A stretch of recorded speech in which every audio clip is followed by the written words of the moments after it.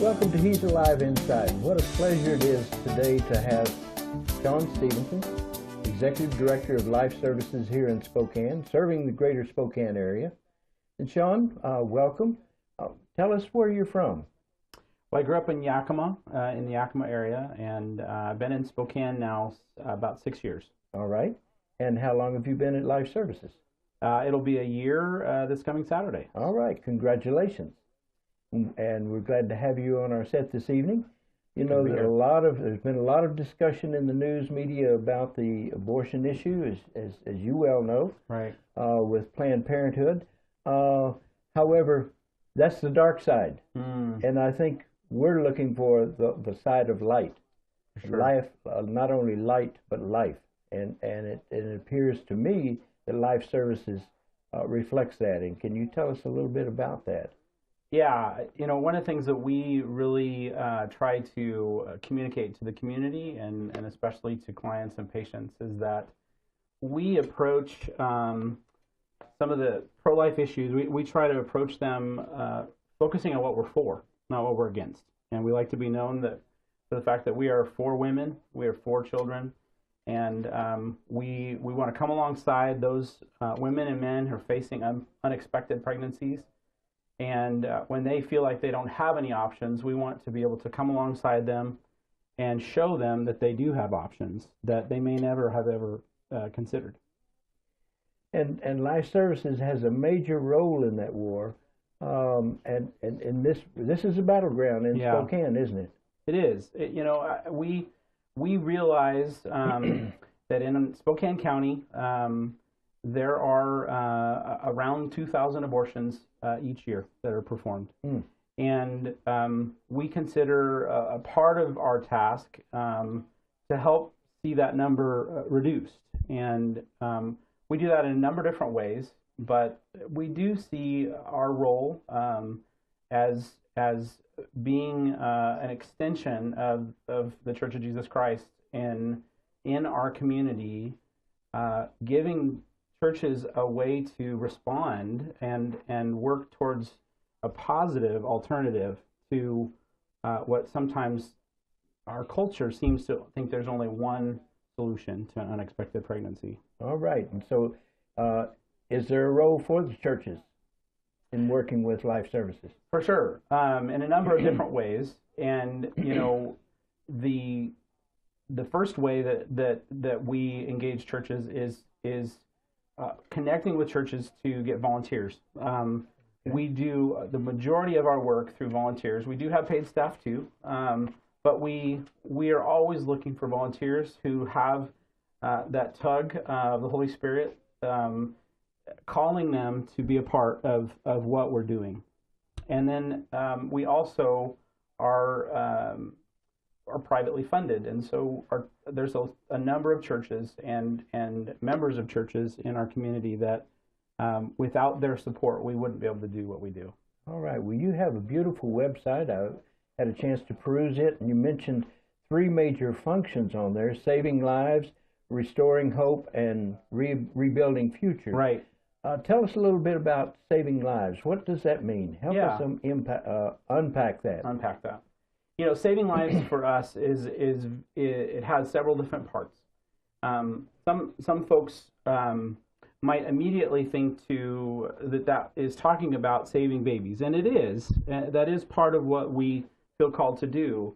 But beyond just focusing on the unborn child, we also want to work very closely with the women who are involved, and when we get the opportunity, also the men that are involved in trying to figure out what to do when they have a crisis pregnancy, and so that saving lives has the baby in mind, the mother and the father when possible, but it also has the idea that we are a Christ-centered ministry, and we realize that the true author of life is our Lord, and we are always looking for opportunities. We use 1 Peter 3:15 as our guide, to be always prepared to give an answer for the reason and hope that we have. And we recognize that for any of the women or men that we get the privilege to work with, that ultimately a relationship with Jesus Christ is what we hope to be able to introduce them to. All right. Tell me briefly, what are some of the tools that you use in saving lives? You know, we use a wide range of evangelistic tools, but we are training our advocates and our nurses in a tool that we call Equip to Serve.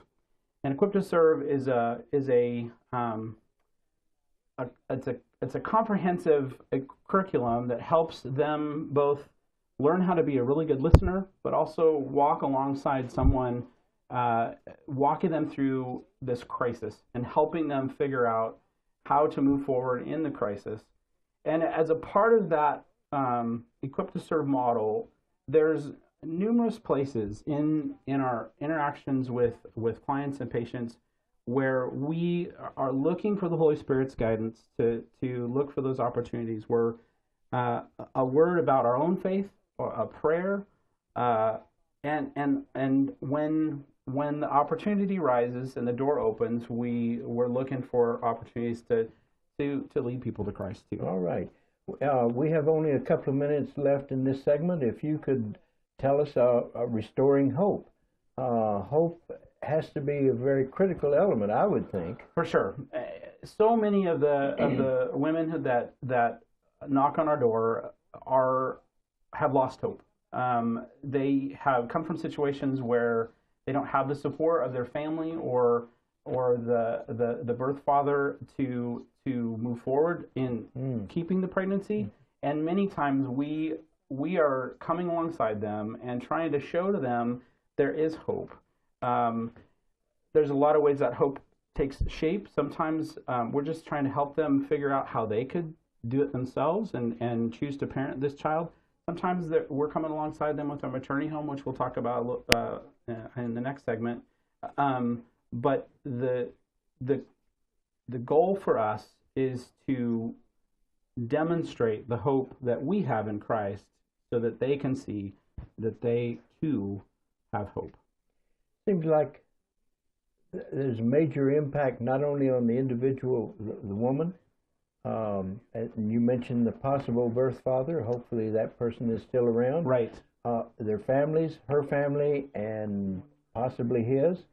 And if the person goes to church, maybe that church family, their neighbors, that there's a lot of impact that could be involved there, and involving both saving lives and restoring hopes. And we're coming up on the end of this segment, and we'll get into rebuilding futures, because that's a very interesting part of your program, and I'm looking forward to hearing more about that.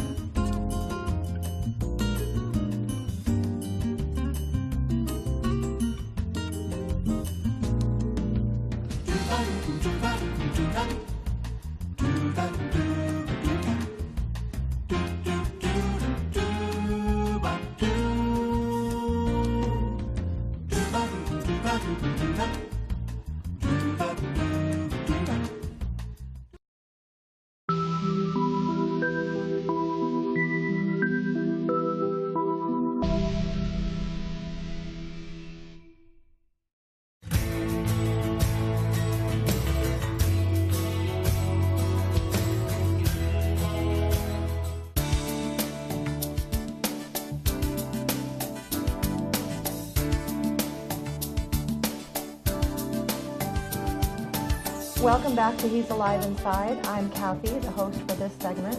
And I just want to say thank you so much to Dave, our Vice President, for talking with you, Sean. And I'm excited to be able to talk with you about life services as well. And we were talking about rebuilding futures, Yeah. and that's what we were going to come back to. And can you share a little bit about how you are doing that? You know, one of the ways we do that is when we have opportunity for women in our maternity home, and I'm thinking of a story of one of our residents who has been able to, with the network of support that we've been able to help provide her with, has not only finished high school but is now in Running Start and is interning at a doctor's office. And she herself wants to be a doctor, and so she is preparing herself, and her little girl just turned 1, and so you know, she's a great example of just right before us seeing her future being built, but when she came to us, really just did not see where her future was going. That's amazing. It's those stories that make a ministry like this so worthwhile. I just wanted to ask you to give a short little explanation of how you are funded and, you know, what you do each year to make sure that you can continue. Well, we are 100% privately funded, so we don't receive any state, federal, or local government dollars. So that comes in the form of monthly sponsorships from local individuals, churches, and we do receive some private grants, but a large portion of our fundraising is through events. And in recent years, some folks may recall we've had Eric McTaxis. Last year we had Ben Carson, which was a great event, and this year, November 15th, we're being joined by Dr. Bruce Wilkinson, who wrote the Prayer of Jabez. And he will be our speaker at our fall dessert on the 14th of November. And that'll be a fundraising event for us, but also an opportunity to hear from Dr. Bruce. Well, that's great. We're looking forward to that. I think a bunch of us are going to try to go to that. Great. So Great. I have a question about the personal side of life services. For example, you know, we've heard about what you do, but how can somebody like me or Dave, how can we help that person if we know a young girl or a young man who's struggling with an unplanned pregnancy? How can we personally help them get to life services? Right.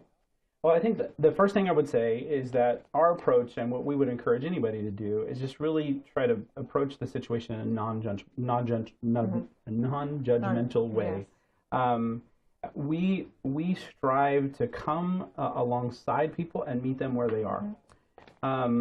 And we also see ourselves as a resource to the community. So if you or someone else you know someone who thinks they might be pregnant or knows they're pregnant and doesn't know what they're going to do, that we're a great place for you to bring that friend, and our trained team can come alongside you and help you help your friend. So maybe I could take a young lady out to coffee and then say, hey, why don't we go over and get some questions answered, and then just take them to the RV. Yeah. So we have 2 locations that serve the community.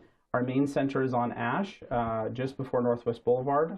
And we also have what we call our mobile unit, which is an RV that's been converted into a clinic exam room. And we can do about the same thing at both of those locations. And you can always go on our website, lifeservices.org, and figure out where the mobile is, or iChoice.org. Okay. And I've been to that van and out there on Sprague. Just close to Sullivan. Just before Sullivan. Just before Sullivan on Sprague, And I was very impressed with that. And that leads me to my next question. Okay. I would love people to see that, because once you're there and you see what you can offer young girls, it really opens people's eyes. Is there a way that people can see that? Do you travel to churches? Or? We do. It's in fact one of our favorite things to do is take the mobile to local churches on a Sunday or Saturday and introduce them to what we do. And so we are ready and positioned to partner with churches and meet with pastors to let them know what we do. And we will come, we'll do 5 minutes, 15 minutes, a whole service, Okay. and then invite folks to come out and tour the mobile and learn Okay. more about what we do. And it's one of our favorite things to do. That's neat. So if there's somebody listening right now who would be interested in seeing that happen at their church or their organization, be sure to give Life Services a call and just see if they can Yeah. work that into their Yeah. schedule. So that's really neat. Could you just walk us through your organizations, because Life Services has a myriad of services you Right. can provide to young people facing these decisions. Right. So the main umbrella is Life Services, and under that umbrella are four primary functions. iChoice is our pregnancy resource clinics, Okay. medical clinics. Then we have our maternity home, also called iHope, and Okay. that's a 6-bedroom licensed group home Okay. where women can move in with us and stay with us up to 3 months after their baby's born. The third thing is our post-abortion recovery and support. And so we know at this point that there are thousands of people in our community who have experienced abortion in their lives, men and women. And we have a number of different ways that we can connect with people and help them find healing from that past experience. And the last thing we call iThrive, and that is where we come alongside churches and work with them to help them build up the kind of support that women need. And one of the ways we do that is through host homes. So beyond the maternity home, we have what we call host homes, and we love to partner with a church that a family in that church feels called to bring women into their home after they've had their baby, and we want to help those churches surround that family and find the passion that church has and help connect that passion to the work of Life Services. Okay.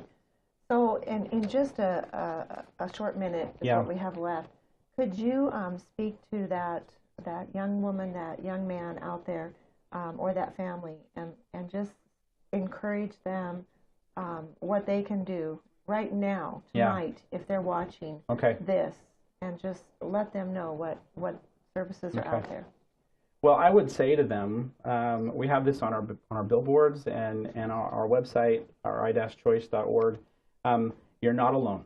And so many times people are in these situations and they feel like they're alone. And we are positioned, we have a 1-800 number after hours, and we've just encouraged them to reach out, call us, send us an email, and get the questions they have answered. iChoice is about informed choices, and we feel like with information, sometimes in the form of an ultrasound, sometimes in the form of just sitting down and listening, we can give them hope that their situation has the potential for positive outcomes. Thank you so much for being with us, Sean.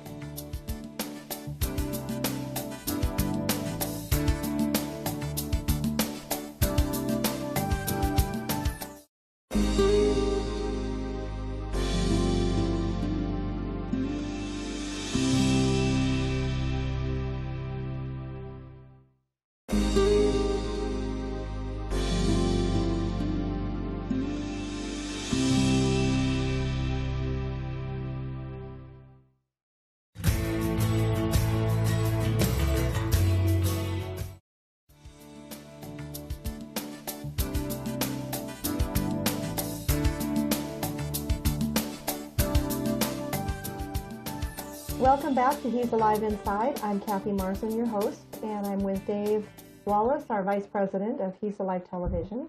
And Dave and I had the privilege of speaking to Sean Stevenson with Life Services, and we're just thankful for a ministry that brings life to young girls and unborn babies.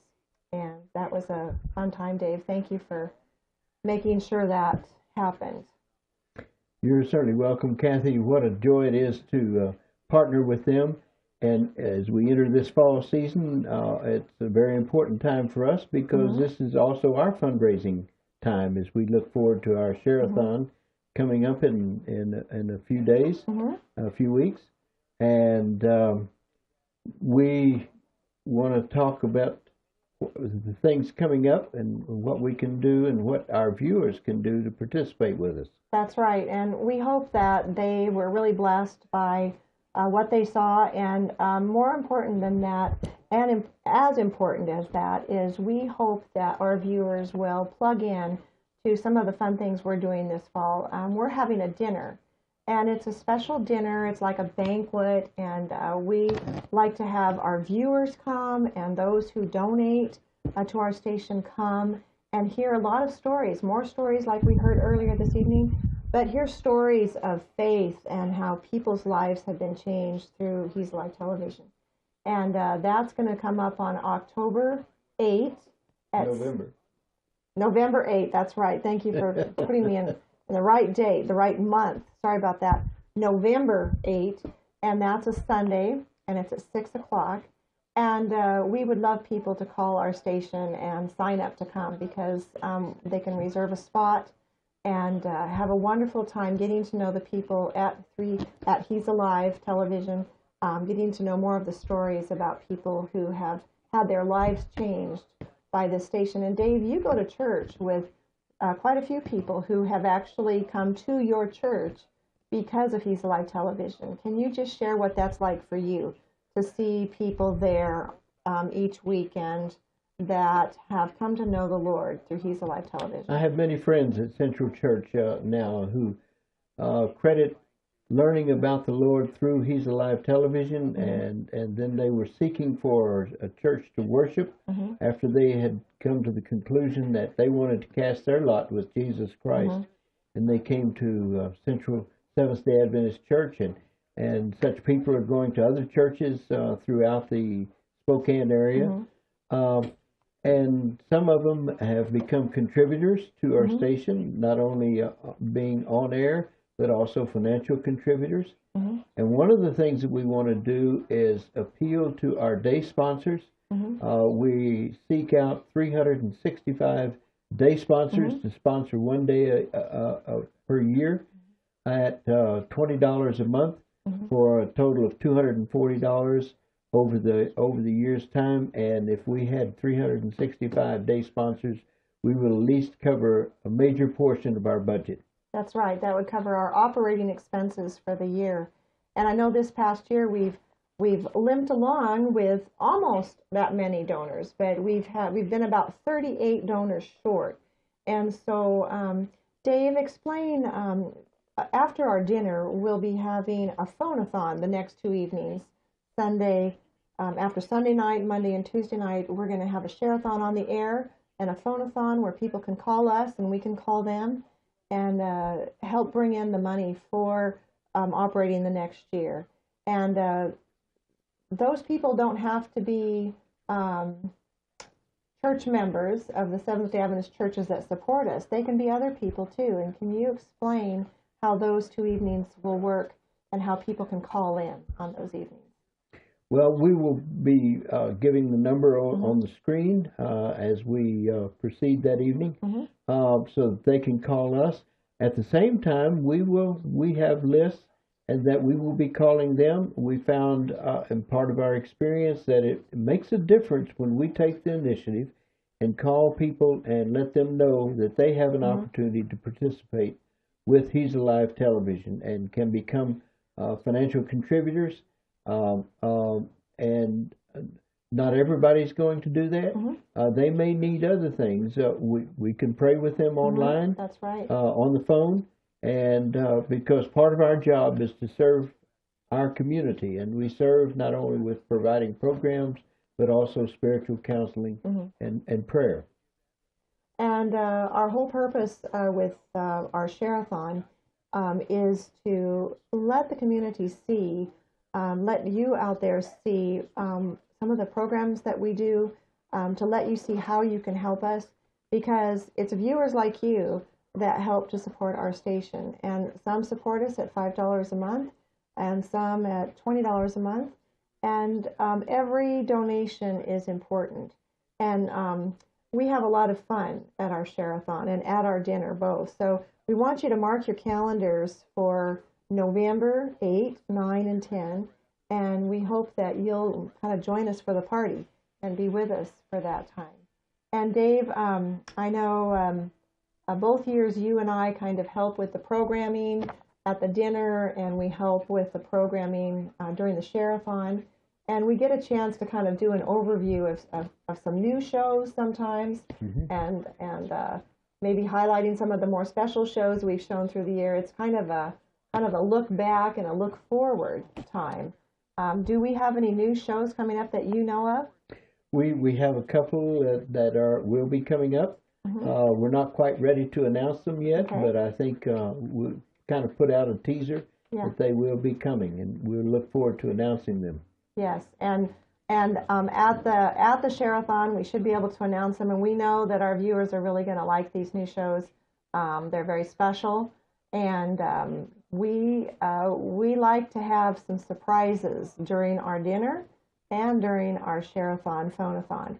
So those are dates to really hang on to, mark them in your calendar, and be ready for that.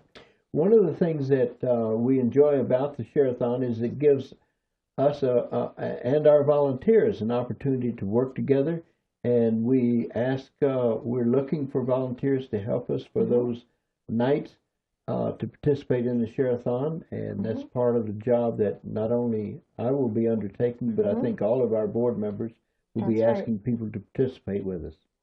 And as a volunteer, there are special perks too. So we hope that there are people out there right now that do want to volunteer at our Phone-a-thon, Share-a-thon. And Dave, thanks for helping us tonight with Sean. Again, that was really fun talking to him about life services, and we're anxious to partner with them and maybe attend their dinner, and we're hoping that some of them may attend our dinner and come alongside of us too. And it's fun to work with other ministries in the area where we are. So thank you so much.